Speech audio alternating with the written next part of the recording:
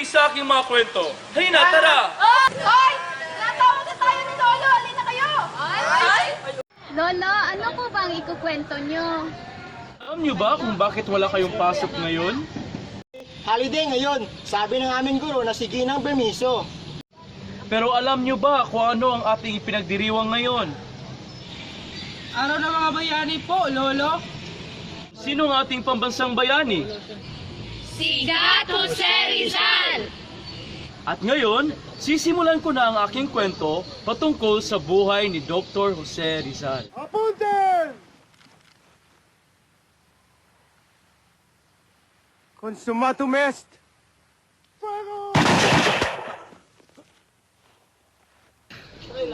At ganoon na nga ang sinapit ng ating pambansang bayani.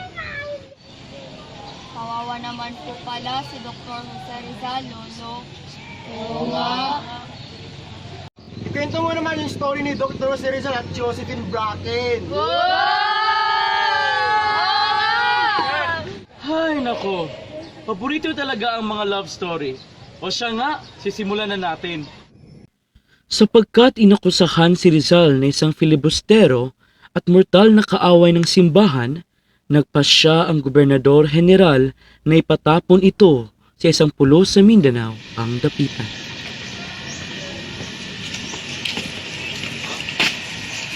Mi nombre es ni Kapitan Ricardo Carnicero, el komandante ni Dapitan. Malugod ko kayong tinatanggap dito sa aming bayan. Gracias, Kapitan. Padre, kilala mo ba ang ating bagong bisita? Oo, Kapitan. Kilalang kilala ko siya. Siyang sikat na mayakda ng nulimitang hiri at el filibusterismo. Ang filibusterong taksil sa kanyang bayan. Ang mortal na kaaway ng Espanya. Isang kalilihan sa katolisismo. Oo, Kapitan. Kilalang kilala ko siya. Dr. Rizal, ano sa tingin mo ang Dapitan? Sa tingin ko ay isang tahimik at nakakalungkot itong lugar. Hindi man lang ako makarinig ng anumang bakas ni huni ng mga ibon, sadyang masyadong tahimik.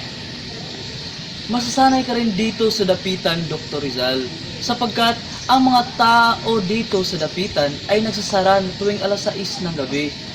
Base sa sugo ng Gobernador General, pwede kang manatili kung saan mo gusto. Pwede doon sa Casa Komendante o doon sa kumbento, Padre. Sa kumbento, hindi ko pinahintulutang manatili sa aking tahanan ng isang filibustero. Maaari lamang siyang manatili roon kapag bumalik loob siya sa simbahan at bawiin ang lahat niyang sinulat.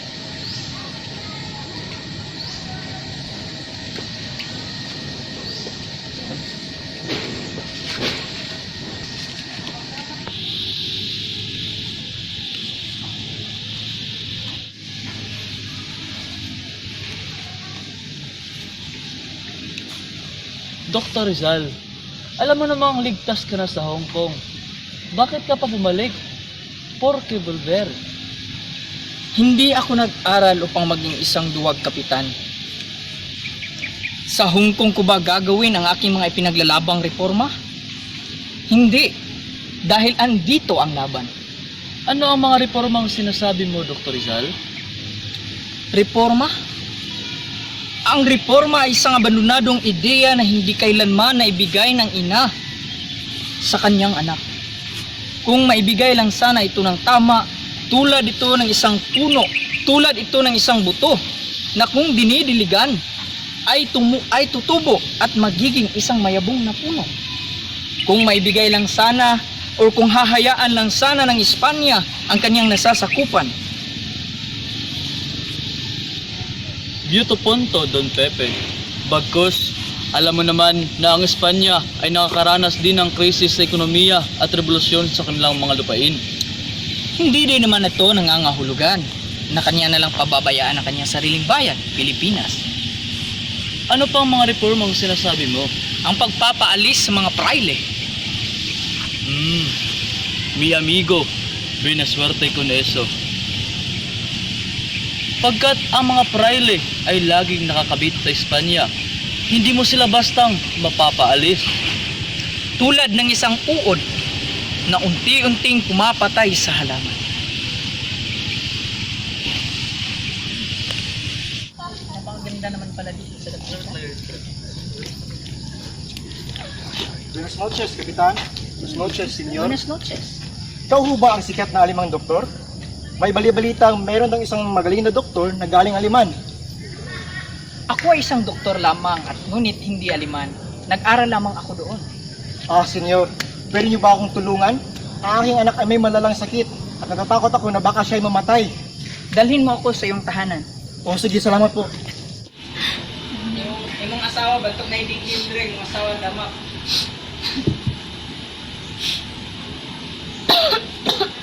Anak, okay ka lang ba? Anak. Dito kayo, Senyor.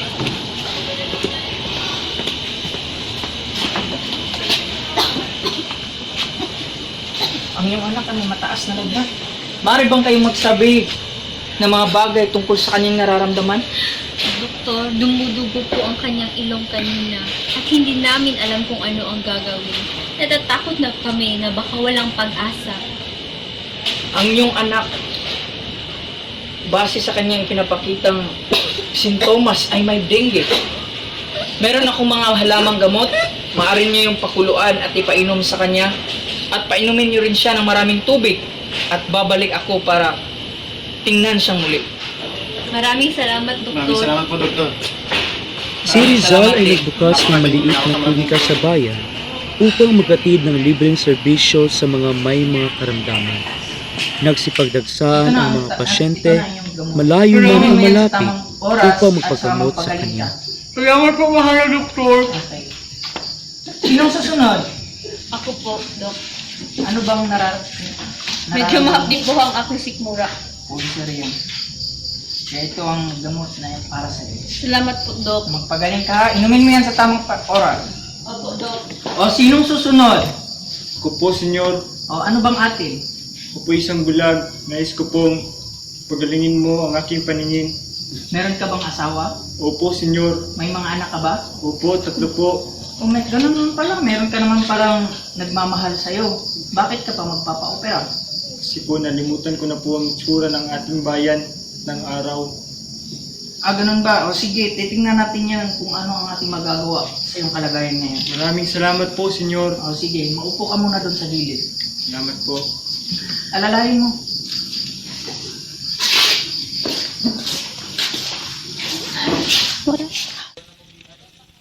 Doktor, pwede bang magpagamot? Gusto mo bang magpagamot kahit na alam mong ang isang doktor ay isang filibustero? Talaga bang kinalimutan mo na ako, Pepe? Padre Sanchez! Rizal!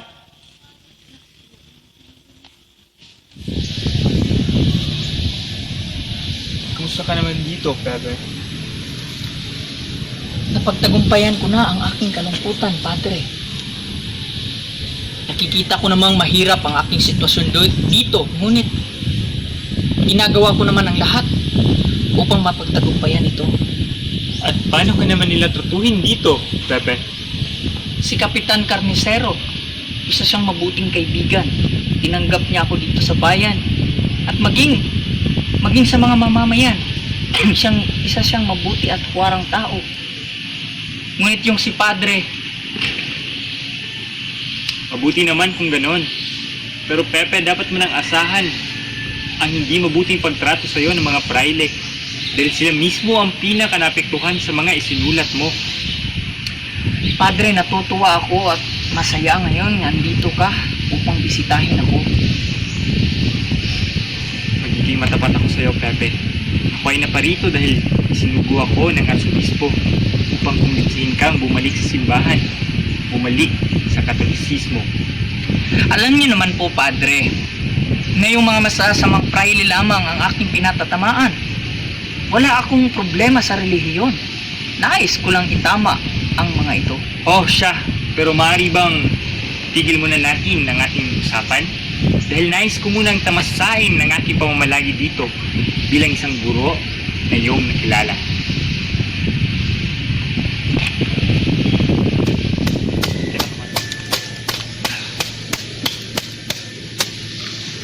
At ito pala ang pinagkakaabalahan ng isang magaling na doktor na katulad mo, Pepe. Sa katunayan, Padre, ito ang lupain, 6 na ektarya na nabili ko sa napanlunan kong loto. Yung akasya, puno ng mangga, chiko at iba pang mga puno, yun ay ang mga itinanim ko. Kay Rami pala. O sa katunayan nga, itong patubig na yun na nakikita mo sa iyong harapan ay ito yung mga ginawa ko upang maging may patubig kami dito sa Bukid. At sa katunayan, pwede rin itong inumin. Hindi ka lang pala isang makata, Pepe. Ngunit isa ka ring magaling na inyero at mahusay na magsasaka. Itong lugar na to ay parang paraiso dahil sa malinis ang hangin, malambing ang huni ng mga hayop, at payapa ang tanawin. Sa katunayan nga, ito ay isang matuturing na paraiso. Ngunit ako'y isang bilanggo dito. Pepe, huwag mong damdamin. Harapin mo ang iyong tadhana, Pepe, na may galak sa iyong puso.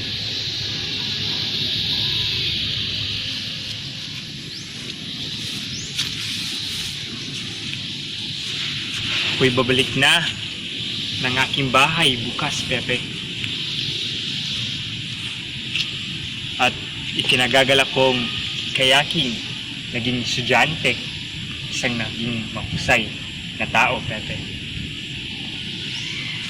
Salamat naman, Padre, sa iyong pagbisita dito sa aking munting tahanan, sa aking munting lupain. Walang anuman, Pepe. Para ka ng isang anak sa akin. Kahit na alam naman natin na kasalanan sa isang pari ang magkaroon ng isang anak, Pepe. Pero di natin lingid sa kainaman, meron din namang mga padre na may mga anak. Yan ay hindi ko alam, Pepe. Pero Pepe, mag-iingat ka. Dahil sa katunayan, marami kang kalaban, Pepe. At Pepe, sana magkita tayong muli. Padre, pinapanalangin ko sa Diyos ang inyong paglalakbay ay magiging mabuti. Sa pagpalain sana kayo ng Diyos. Salamat, Pepe. Hindi ko maintindihan, Don Ricardo. Pinapakita ko naman sa kanila kung ano ang silbi ko dito sa bayan at naging isa akong mabuting mamamayan. Bakit ba hindi nila pwedeng ibigay ang aking kunting kahilingan? Ito ay desisyon ng Gobernador General, Pepe. Kung ako lang ang masusunod, ibibigay ko sa iyo kung ano ang iyong hihilingin. Ngunit ang aking ina ay isang matanda at malabo na ang kanyang paningin. Magpapadala ako ng sulat sa iyong pamilya. Huwag kang mag-alala, Pepe. Salamat, Don Ricardo. Ikaw talaga ay isang mapagkakatiwalaang kaibigan. Salamat din, Pepe. Ikaw ay isang kaibigan. Manalig ka. Magandang umaga, mga bata. Magandang umaga po, Senyor! Maupo kayo. Ngayong umaga, bago natin sisimulan ang ating talakayan, maaari bang magpakilala muna kayo sa inyong sarili? Sisimulan natin dito. Ako nga po pala si Dominador Di Magiba, Senyor. Ako po pala si Pedro de Borot, Senyor. Ako po si Petra K. Bayo, senyor. Ako naman po si Dodong Makaray, Senyor. Ako po si Luz B. Mindanao, senyor. Ako po si Joselito, senyor. Ako po, si Roberto Lobo, senyor. At ako naman po si Feber Miso, senyor. Ngayong araw na to, ang ating tatalakayin ay matematika. Kung ang isang piraso ng mangga ay nagkakahalaga ng 3 sentimo, kung bibili ako ng 1 dosena, ano ba ang halaga nito?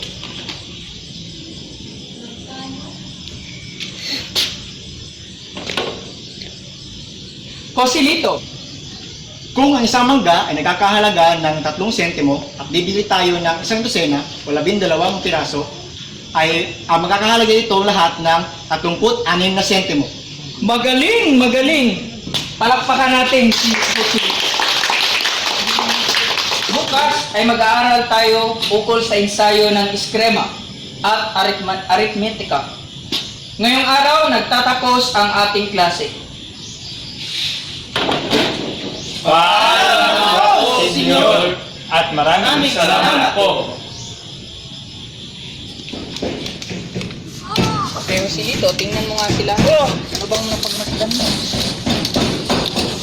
Ganyan ang paggamit ng armas ng armas. Kung may mga kalaban ka, dapat tatagan mo ang iyong mga braso.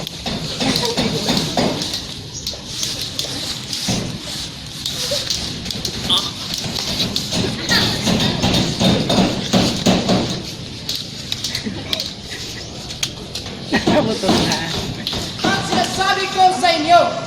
sinasabi ko, yung mga kaaway ng Iglesia Katolika, ang mga ito ay katulad ng isang maruming daga. Wala silang ibang ginawa kundi sirain ang kabanalan ng simbahan.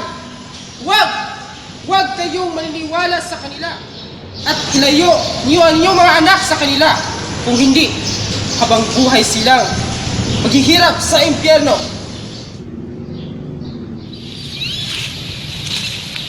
Kasama ni Doña Chodora na dumating sa dapitan ang dalawang kapatid na babae ni Rizal na sina Narcisa at Maria.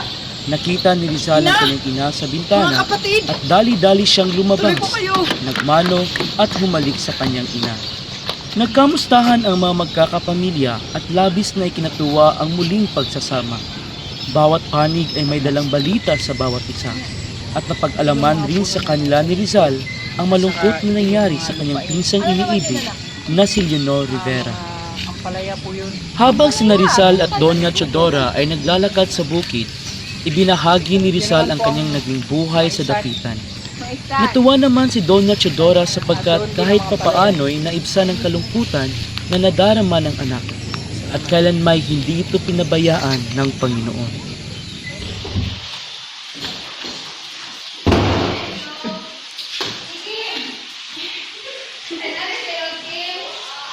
Narito na po ako, ate.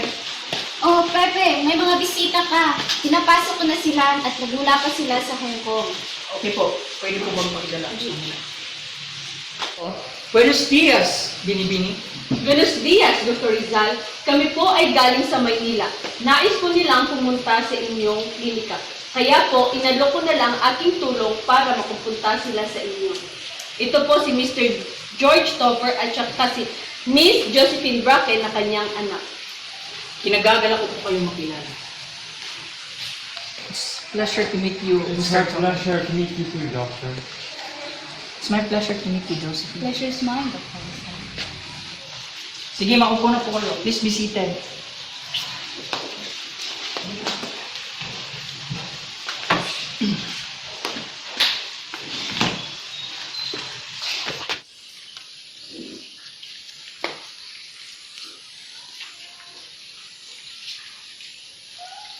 I'll see what I can do in your condition. I know you are tired and hungry.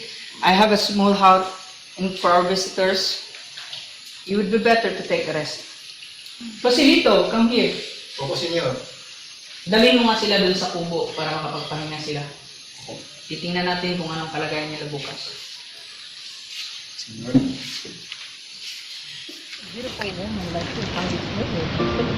This place is so Eagle's wonderful creation. Of course, the other places is love to Broha. We have amazing place to Clarissa. See, you love a lot of things, Josephine. Yes. But why is it sad? This place is a good place for you to reflect yourself. Yes, you are the favorite doctor. You can let I wish my mother would I am not a miracle worker. I am here just to help them. I am helping them to see this magnificent beauty as the world again. Oh, you talk so perfectly, Clarissa. I feel like I'm amusing her with your love with yours. I am a lover of arts. Through arts, I express my emotions directly. I also use art as my way to express it. But when my mother cries, I feel like I lose my appetite. I feel like I lose my soul. Is Mr. Comfort your legal father? No, he's my stepfather. My parents have died when I was a little girl. They teach me as his own daughter. I am indebted to him. He cared for me and he loved that I know. So they for me today.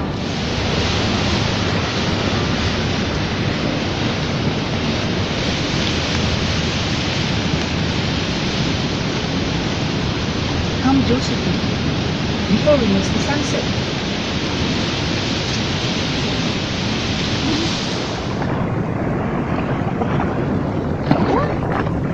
I can't see the sunset. Look over there. Oh, yes, it's beautiful.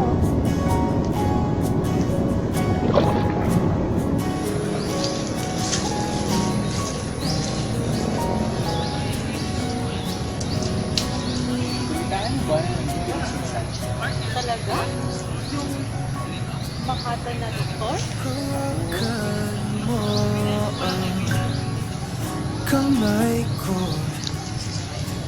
Oh look, this is my farm. Oh, That is arambutan. oh, I love to taste that. Yeah, if I love the taste of the fruit there.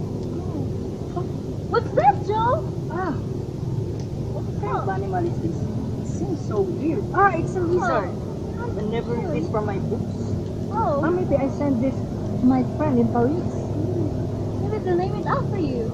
I doubt it, Oh, but you know, the fiddle is really a majestic name, right? just like you. Oh, beautiful. I think I've fallen in love with you, and I don't know what to do. I'm afraid you'll turn away, but I'll say it anyway.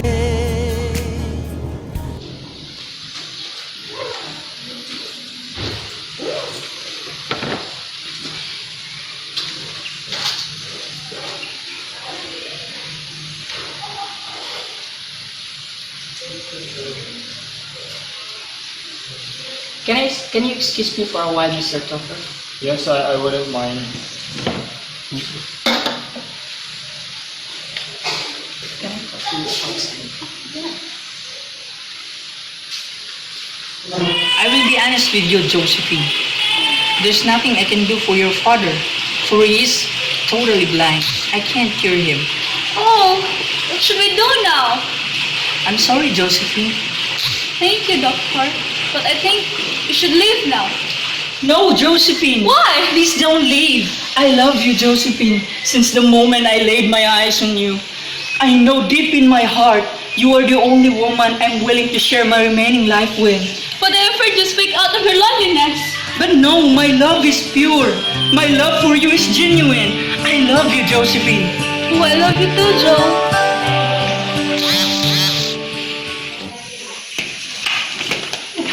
Umiibig ka ba sa isang taksil, Pepe? Ano bang masama kung iniibig ko siya?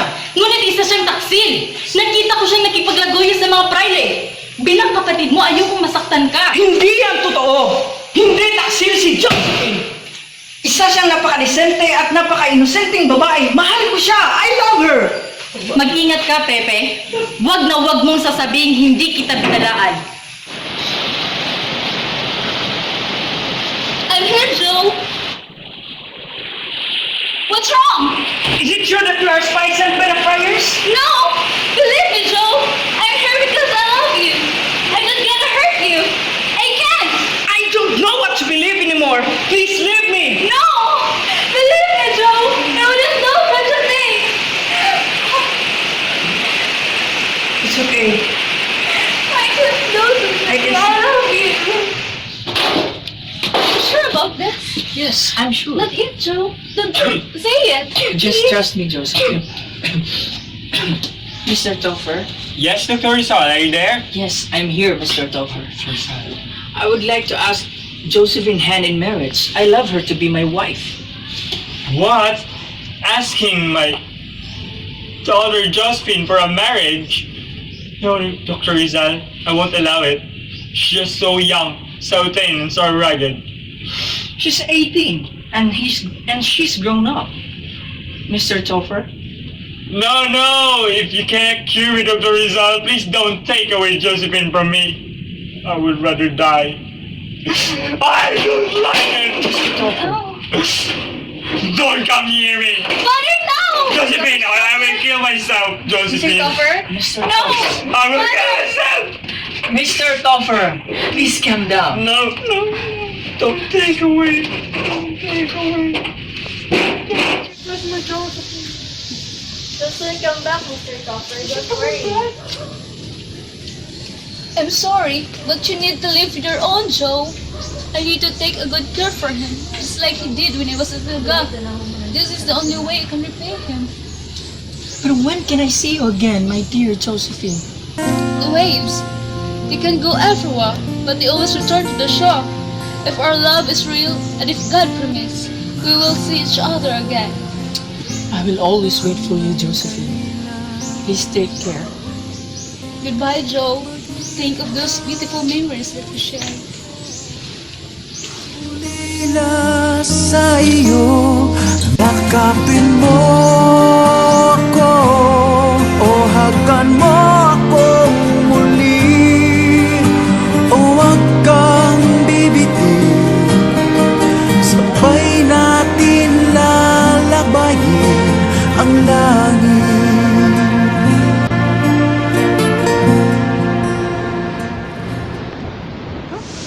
Joe! I am back!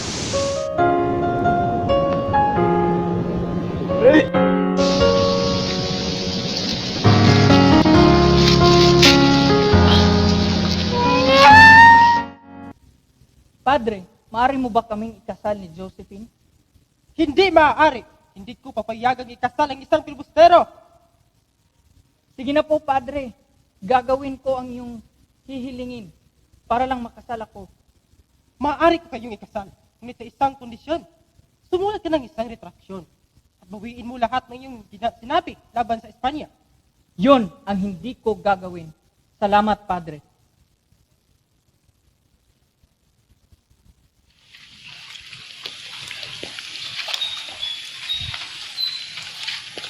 I'll write your name in the sun, but a wave washed it away. I write your name in the sky, but the wind blows it away. And I write your name in my heart, and it will forever stay. Marry me, Josephine, and accept me to be your husband. Yes, Joe, I do. I do love to be your wife. For richer or for poorer, in sickness and in health, till death do us part. Trees and birds will be our witnesses. I love you. I feel the warmth. Diyan nagtatapos ang kwento ni Rizal at Josephine sa Dapitan. May natutunan ba kayo? Opo, Lolo! Love requires sacrifice.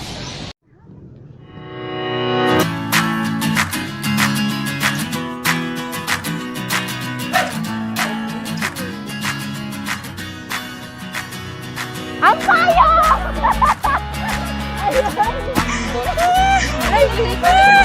Pa, wala pa ko ningon ng go, di ba? Pa, ilabog pa ningon.